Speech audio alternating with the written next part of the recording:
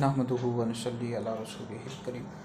इस्लामाबाद से नवीद रिजवी साहब का एक सवाल आया कि जो नात ख़ान दाढ़ी मुंडवाता हो या एक मुट्ठी से कम करवाता हो, क्या उससे नात पढ़वा सकते हैं स्टेज पर, मस्जिद में और महफ़िल मिलाद में?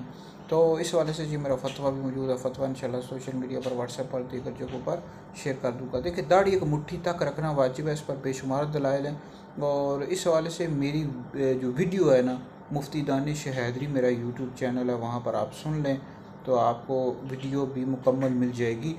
तो एक मुट्ठी तक दाढ़ी रखना वाजिब है, इससे कम करवा देना, कटवा देना, कतरवा देना ये नाजायज़ है, हराम है। तो जो नतखान दाढ़ी मुंडवाता हो, एक मुट्ठी से कम करवाता हो, ऐसा नतखान फासिक मोलिन है, उसे नात पढ़वाना भी नाजायज़ और हराम है। आला हज़रत ने फतवा रज़विया जिल्द नंबर 23 में लिखा है, आपका पूरा फतवा मौजूद है, खुलासा बयान कर देता हूँ। आपसे यही सवाल हुआ कि जो नतखान दाढ़ी मुंडवाता हो, दाढ़ी कतरवाता हो और नमाज नहीं पढ़ता, तो उससे नात पढ़वाने का क्या हुक्म है? तो आपने ये लिखा है कि ये जो अफ़आल हैं ये वो कर रहा है, कबीरा गुनाहों का वो इर्तिकाब कर रहा है, दाढ़ी मुंडवा रहा है, कतरवा रहा है, नमाज नहीं पढ़ता।